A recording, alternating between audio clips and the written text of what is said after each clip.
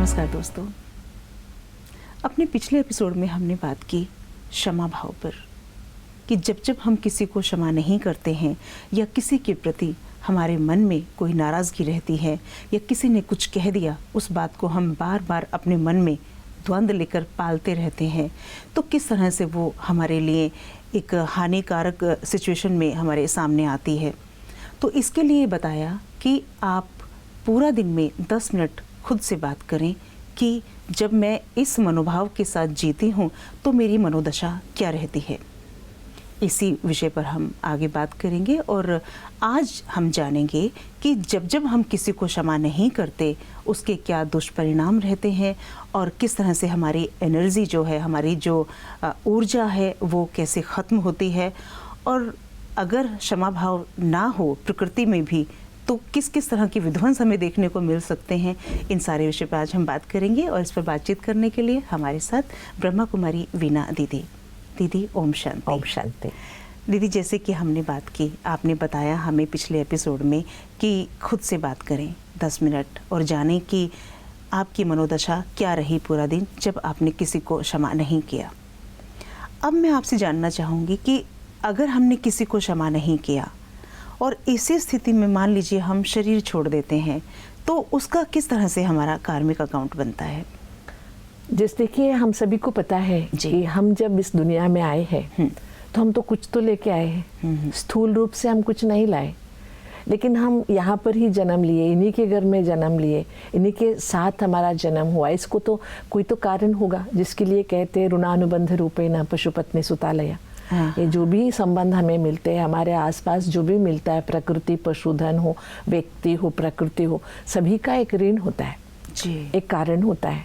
यूं ही कोई किसी के साथ नहीं रह सकता, एक्सीडेंटल कुछ नहीं होता है। सब ये बना हुआ रहता है। तो लाया किसने? हम ही तो लाते हैं जी। इसीलिए अगर हम अभी समझिए, मुझे आपके प्रति बहुत बिल्कुल अंदर से घृणा है, मैं आपकी एक बात को पकड़ कर बैठी हूँ और अचानक मेरा देहांत हो जाता है जी, तो आपके साथ मेरा एक सूक्ष्म कर्म का संबंध तो बन गया, कार्मिक अकाउंट तो बन गया, तिरस्कार का या नफरत का, घृणा का। उसको चुकाने आपके आसपास ही मुझे आना पड़ेगा। अच्छा। फिर वो कई बार नज़दीकी संबंध भी हो सकता है या शत्रुता भी हो सकती है। अच्छा। कैसे हम लेंगे, फिर उसको ऐसे ही मल्टीप्लाई होता जाएगा। वो कंटिन्यू चेन है, वो छूटता नहीं है। क्यों हम इसको बढ़ाएं फालतू में। और हम याद रखें कि हमारे अंदर के ये जो भाव है, घृणा भाव, नफरत का भाव, इंसल्ट फीलिंग, बदला लेने की भावना, ये सारी चीज़ें अपनी ओरिजिनल नहीं है। हाँ। ये मेरा अपना स्वभाव नहीं है जी। क्या हम सदैव किसी से नफरत झेल सकते? जब हम नहीं झेल सकते तो हम दूसरों को नफरत करें, तो ये कैसे ठीक है जी। जब मेरे लिए किसी की नफरत ठीक नहीं है तो मैं दूसरों को नफरत करूं, ये कहाँ तक ठीक है? सही बात है ना। और जबकि हम जानते हैं, हम किसी पर गुस्सा करते हैं, जिस पर गुस्सा किया हम भूल गए जी, लेकिन वो पकड़ के रखा तो नुकसान उसका हुआ। और जब हम गुस्सा करते हम भी तो अंदर से जलते हैं जी। तो ये दोनों तरफ से, जैसे आरा जाता है ना, आरे से कटता है, दोनों तरफ से कटता है जी जी। इसी तरह क्षमा न करना अपने आप को धोखा देना है। देखिए, हम भगवान के सामने, देवी देवताओं के सामने हाथ जोड़कर क्षमा करो प्रार्थना करते। अगर सोचिए, अगर हमारी प्रार्थना उन्होंने ग्रांट नहीं की तो हमारी क्या हालत होगी? क्योंकि हर कदम में हम बहुत गलतियां करते रहते हैं, जबकि हमको पता है ये गलत है। तो जब भगवान हमें क्षमा कर सकता है और प्रकृति हमें क्षमा कर सकती है, हम कितने ना प्रकृति पर अत्याचार कर रहे हैं जी, फिर भी प्रकृति आज भी है ना, बहती पानी में दोपहर के 12 बजे भी हाथ डालिए, आपको शीतलता की महसूसता होगी। अभी भी 21वीं सदी में भी प्रकृति ने अपना गुण नहीं छोड़ा है जी। प्रकृति की धरती को हम क्षमया धरित्री कहते हैं। अगर धरती ने क्षमा करना भूल दिया, मतलब भुला दिया, तो सोचिए क्या हाल हो सकता है मनुष्यात्मा का। छोटे छोटे इंसिडेंट्स तो हम देख ही रहे हैं आसपास में। जी बिल्कुल। 5 मिनट की भूकंप से, अर्थक्वेक से, बाढ़ से कितना विध्वंस हो जाता है। और मनुष्य किस तरह जैसे पानी को प्रदूषित करते जा रहे हैं, जंगल काटते जा रहे हैं, हर चीज़ का हम किस तरह से दुरुपयोग कर रहे हैं। बिल्कुल। लेकिन जैसा कि आपने कहा कि प्रकृति के अंदर कितना बड़ा क्षमा भाव है। हाँ। उसका अगर 1% भी हमारे अंदर आ जाए ना, इसलिए पहले हमको एक अंडरलाइन क्या करना है, क्षमा न करना। ये हमारी अंदर की बहुत बड़ी कमी है, कमजोरी है। हाँ, कमजोरी है। अगर मैं गीता की एक आपको बात सुनाऊं, जब गीता शुरू होती है तो अर्जुन दुविधा में आ जाता है, द्वंद्व में आ जाता है। तो अर्जुन के द्वंद्व को समाप्त करने के लिए भगवान ने एक शब्द बोला है, बहुत सुंदर है। क्षुद्रम हृदय दौर्बल्यम त्यक्तोत्तिष्ठ परंतप। अगर ये एक बात भी हम अंडरलाइन कर लेना, क्षुद्रम हृदय दौर्बल्यम त्यक्तोत्तिष्ठ परंतप, तुम्हारे अंदर जो अंदरूनी जो कमजोरियां हैं इसे त्याग दो, खड़े हो जाओ।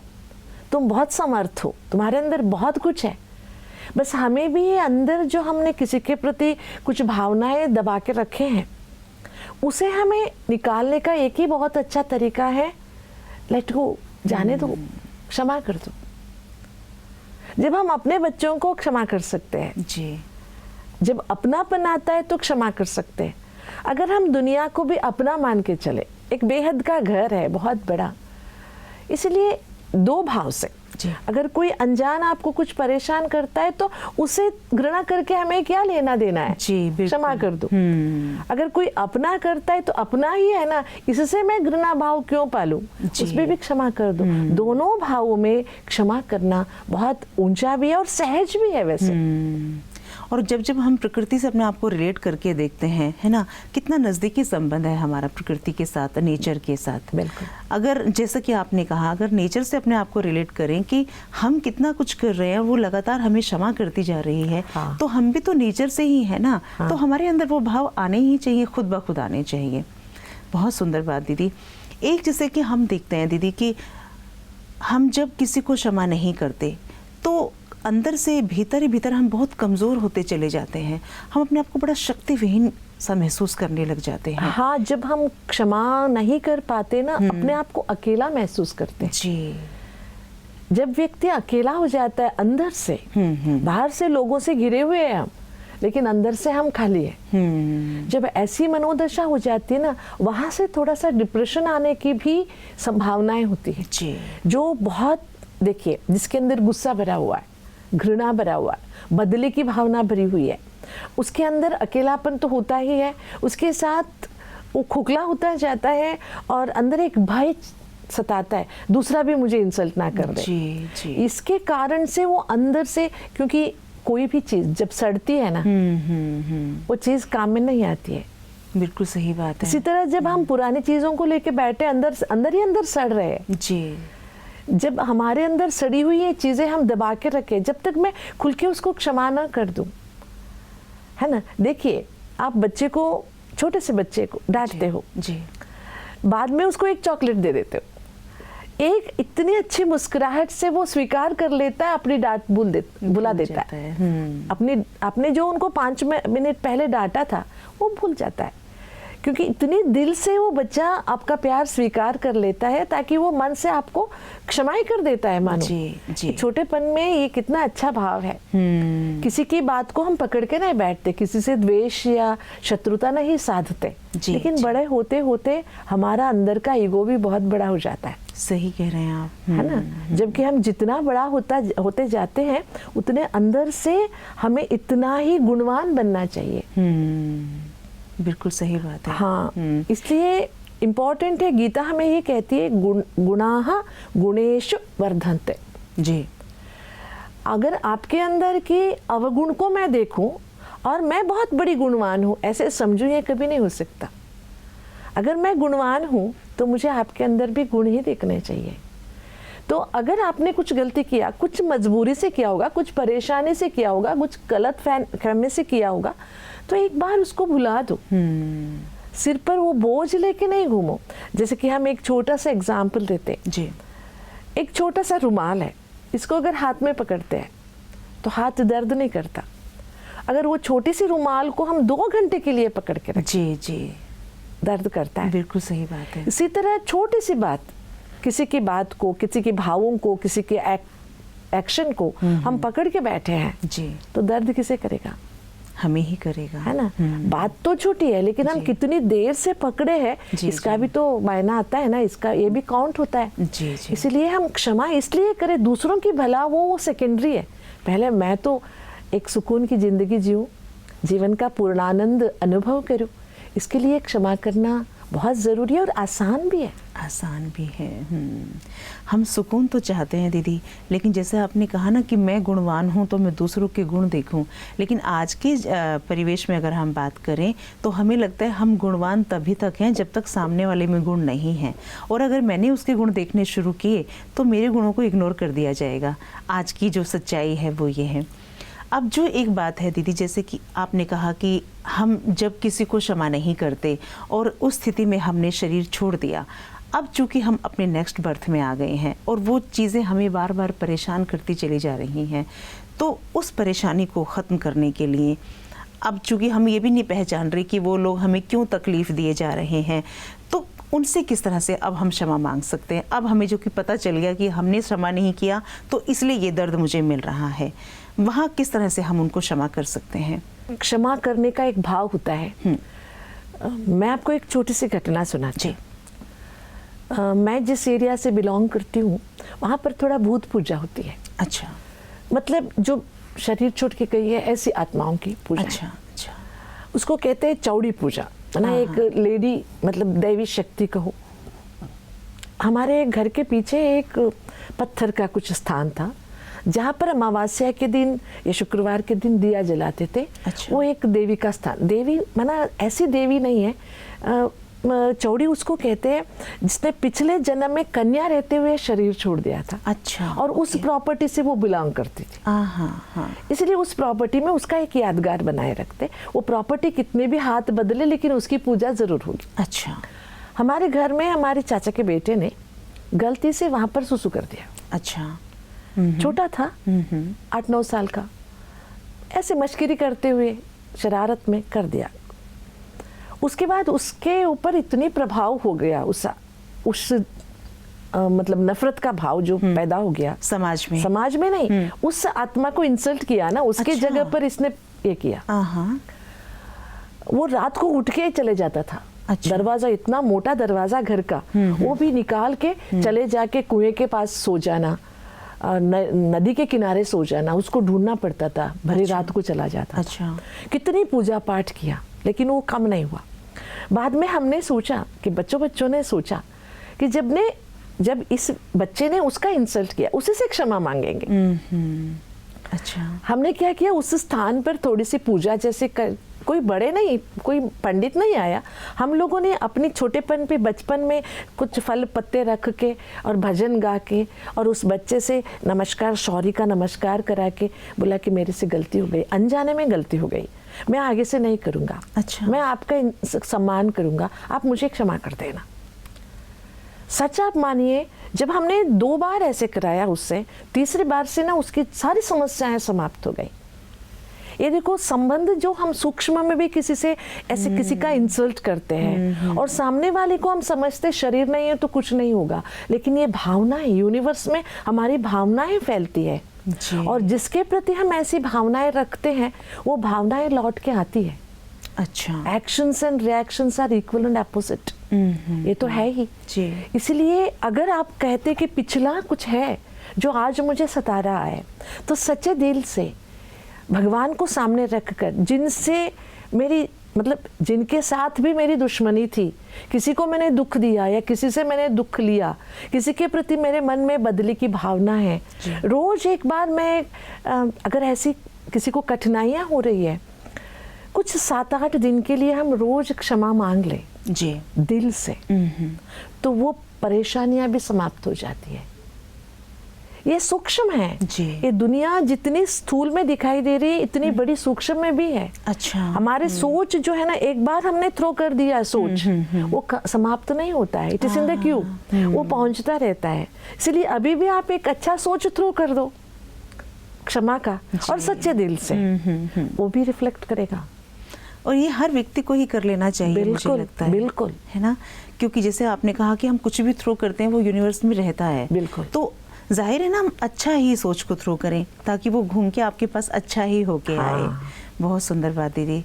और क्षमा करना कितना ज़रूरी है, जिस तरह से आज आपने पॉइंट करके बताया, और ये चीज़ें कैसे हमारे नेक्स्ट बर्थ तक भी चली जाती हैं और हमें परेशान करती हैं, तो क्यों ना वो जो हिसाब है हमारा वहीं के वहीं हमें ख़त्म कर लेना चाहिए। बिल्कुल, बहुत सुंदर बात दीदी। अब दीदी हमने बात की कि क्षमा जो है वो हमें कर देना चाहिए, ठीक है, लेकिन जो लोग अभी तक क्षमा नहीं कर पाए थे हमारा ये एपिसोड देखने से पहले, या जो अभी भी जिनको लग रहा है कि नहीं उन्होंने इतना बड़ा अपराध किया है, ऐसे कैसे मैं उनको क्षमा कर दूं, उनकी वजह से मेरी ज़िंदगी में हमेशा जो उन्होंने मेरी ज़िंदगी को तहस नहस किया है, तो इस भाव के चलते वो अंदरूनी रूप से इतने कमज़ोर हो जाते हैं कि वो शक्ति ही नहीं जुटा पा रहे हैं किसी को क्षमा करने की। अंदर ही अंदर जो उनके अंदर टूट रहा है, जो वीकनेस आ रही है या वो चीज़ें उनको खाती जा रही हैं, कैसे वो अपने आप को शक्तिशाली बनाएं? इम्पोर्टेंट बात यहाँ पर क्या है जी, जब हम किसी की बात को, मतलब समझिए किसी ने अपराध किया है, आपके साथ बहुत गलत किया है, आपकी ज़िंदगी को बिल्कुल ख़राब कर दिया, लेकिन क्या आप उनके प्रति घृणा भाव रखने से आपके भला हो जाता है? नहीं होता है ना। जी जी, ये हमें सोचना चाहिए। हम उसके प्रति घृणा भाव रख रहे हैं और ही हमारा हिसाब खराब कर रहे हैं उनके साथ। पहले से बिगड़ा हुआ है, और दो बिगड़ी चीजें मिला के एक अच्छी चीज तो नहीं हो सकती। ये मैथमेटिक्स में हो सकता है, minus into minus is equal two plus, लेकिन यहाँ नहीं हो सकता। इसीलिए अगर सामने के रिश्ते को हमें सुधारना नहीं है, उनको उनके हाल पर छोड़ देना है, तो भी अगर हमें अपने अंदर के रिश्ते को सुधारना है। आजकल क्या हो रहा है कि हम सबके साथ रिश्ते सुधार रहे हैं, अपने साथ अपना रिश्ता नहीं सुधार रहे। बहुत बड़ी बात है ना। अपने साथ अपना रिश्ता सुधारने के लिए हम दिल से वो बात निकाल दें। जैसे कि आजकल मोबाइल में हमें डिलीट करना बहुत आसान है, लेकिन क्या जितनी आसानी से मोबाइल में डिलीट करते हैं उतनी आसानी से हम अपने मन की बातें डिलीट कर पाते। इसलिए हम पहले एक बात याद रखें, भगवान ने गीता में 26 दैवी गुणों की बातें की है जी, और 26 दैवी गुणों के खिलाफ 6 अवगुणों की बातें की है। उसमें 26 गुणों में विशेष गुण आता है क्षमा जी। वो कहता है जब क्षमा भाव आ जाता है तो बहुत सारी आपके अंदर की बुराइयां निकल जाती हैं और आप बहुत हल्के हो जाते हैं। जब हम अंदर से हल्के रहते हैं तो जिंदगी आसान भी लगती है और जिंदगी बोझ नहीं लगता और जिंदगी किसी को कोसते हुए काटना नहीं पड़ता। आप सोचिए, हर जगह आप जाएंगे जिसकी प्रति आपकी घृणा भाव होगा उसी को लेके जाएंगे। आप चाहेंगे क्या जो आपसे बनता नहीं है उस व्यक्ति को साथ लेके जाना पसंद करेंगे? कभी भी नहीं ना। फिर उसी की सोच को क्यों साथ में लेके घूम रहे हैं, है ना। ये तो बेताल की कथा हो गई, जो नहीं चाहे उसे लेके जा रहे हैं। इसलिए ये एक बेताल है, इसे छोड़ दो, अपने हाल पर उसको छोड़ दो, निकाल दो। निकालने के लिए थोड़ा सा हमें प्रयास करना पड़ेगा पॉजिटिवली। अगर किसी के प्रति नफरत है, यही पॉजिटिव है। हाँ, मैं एक दैवी शक्ति हूँ, मेरे अंदर एक दैवी शक्ति है जिसके आधार से मैंने तुझे क्षमा कर दिया, जा जी ले अपनी जिंदगी। ऐसे आप उसको छोड़ दो तभी हम आप आराम से जी सकते। इम्पोर्टेंट क्या है, मन को शक्तिशाली बनाओ। अगर मन दुर्बल है या ना कमजोर है तो आप कितने भी बाहर से शक्ति दिखाओ ना जी, तो जिंदगी अच्छी नहीं हो सकती। अगर पैसे के बलबूते या और बाहर की चीज़ों के बलबूते मनुष्य बड़ा होता तो दुनिया में आज पैसे वाले या जो बलाढ्य है वो बड़े होते। ऐसे नहीं हो सकता ना। और इतिहास गवाह है, जिनके अंदर क्षमा करने का भाव नहीं है उनका संहार हुआ है, उनका विनाश हुआ है। इसीलिए जिसने क्षमा कर दिया वो भगवान बन गया। इतिहास में, पुराणों में उन्हीं का गायन किया, उन्हीं का गायन, उन्हीं की पूजन होती है। इसलिए भले हमारी पूजन गायन ना हो, लेकिन हम तो अपनी जिंदगी जो लेके आए हैं, जो भगवान का एक वरदान है, इस जिंदगी को पूर्णतः आनंदमय रूप से अनुभव करें। छोटी सी जिंदगी है, यहाँ प्यार करने के लिए ही समय नहीं है तो नफरत क्यों पाल के रखें? सही बात है, बिल्कुल। और कहीं ना कहीं हमें लगता है हम खुद को प्रोटेक्ट कर रहे हैं, ऐसा सोच के। हाँ, है ना, ऐसा भी लगता है। कभी कभी ऐसा कर लेना चाहिए कि जो भाव मुझे जीने नहीं दे रहा, मैं किसी से एक्सप्रेस कर लूँ, किसी से बात कर लूँ इसके बारे में। ये बहुत ज़रूरी है बातें करना, लेकिन सोचे हम किससे बात करते वो फैलाता तो नहीं है फिर बातें। इसलिए बहुत अच्छा है, अगर मैं कहूँ, अनुभव से कहूँ, तो अगर ऐसी बातें हैं तो एक बार भगवान से बातें कर लो ना जी। और मैं एक सीक्रेट बताऊं आपको, अगर बातें करते भी दिल हल्का नहीं हो रहा है, आप एक बार लिख दो। समझो किन किन आत्माओं के प्रति या व्यक्तियों के प्रति मेरे अंदर कुछ भावनाएं हैं, उन भावनाओं को लिख दो। आप उनको क्या क्या कहना चाहते, डांटना भी चाहते, वो भी लिख दो, दिल हल्का हो जाता है। उसके बाद वो बातें आपको सताएगी नहीं, आपको क्षमा करना आसान हो जाएगा जी, है ना। जी। ये मैं आपको उल्टी एक बात सुनाऊं जी। एक बच्चे का माँ के प्रति घृणा का भाव था। अच्छा। 18 साल से कम था, इसीलिए उसको बाइक नहीं दिया गया था। किसी की बाइक लेके उसने एक्सीडेंट कर दिया। माँ को गुस्सा आया, एक्सीडेंट में बच तो गया, पैसे तो गए 25-30 हजार, लेकिन बच्चा तो बच गया। एक ही बच्चा था, तो माँ गुस्से में आके धुल लगा दी। माँ ने 18 साल की उम्र के बच्चे को मारा, तो बच्चे को बहुत गुस्सा लगा, मतलब बुरा लगा कि माँ ने मुझे ऐसे किया जिंदगी में। लेकिन जब मुझे पता चला, वो घर छोड़ के भाग गया था। अच्छा। एक्सीडेंटली मुझे एक बस स्टॉप पर मिला, तो मैं उसे लेके आई। तो फिर उसने कहा, मम्मी मुझे मार सकती है इस उम्र में, मैं इतना बड़ा हो गया हूँ, मुझे मूंछ निकल आया है। तो मैंने कहा, तो मम्मी की अच्छाइयाँ तो याद रखो ना, जिंदगी में 18 साल की हुई हो, कितनी बातें अच्छी की होगी मम्मी ने तेरे साथ। जब वो काउंट करने लगा तो मम्मी की ये डांट डपट और मार उसको कुछ नहीं लगी। जी, अच्छा, जी। उसने कहा ठीक है, मैं मम्मी को ऐसे ही भूल देता हूँ, मतलब मैंने मम्मी का ये बात भी भुला दिया, ऐसे उसने कह दिया और उनकी जीवन आसान हो गई। जी। नहीं तो बच्चा भाग गया था घर से। अब देखिए, आपने रियलाइज कराया उसको जी, ना। जी। आजकल तो ये बहुत हो रहा है कि छोटी छोटी चीजें बच्चों को नहीं दी जाए तो बच्चे माता पिता को भी खत्म करने में देर नहीं लगाते। बहुत कुछ देखने सुनने को मिल रहा है आजकल। बहुत सुंदर बात दीदी। और हमने इस मंच के माध्यम से आज जिन जिन पॉइंट्स पे बात की, मैं समझती हूँ कि ये लोग शायद ये लोगों को कहीं सुनने को या पढ़ने को मिल भी जाती हैं, लेकिन जीवन में इन बातों को कैसे धारण करें और क्यों ज़रूरी है धारण करना, ये आज हमारे दर्शकों ने जाना। इतनी सुंदर जानकारी के लिए दीदी आपका बहुत बहुत धन्यवाद। ओम शांति। दोस्तों, ज़िंदगी में हम जो जो आगे बढ़ते हैं, जितने लोगों से हमें नाराज़गी होती है, वो ठीक वैसा ही है कि एक बड़ा सा बैग हमने अपने पीछे कांधे पे टांगा है और उसमें एक एक बड़ा सा पत्थर भरते चले जाते हैं और पत्थर डालते डालते डालते डालते वो बैग इतना भारी हो जाता है कि आपका खुद का चलना मुश्किल हो जाता है।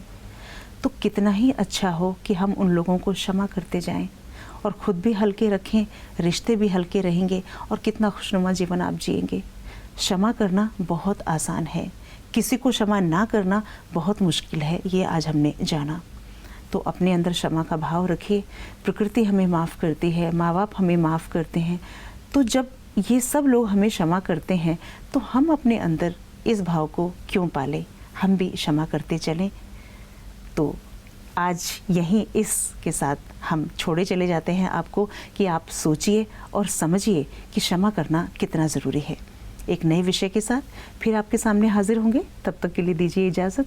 नमस्कार। ओम शांति।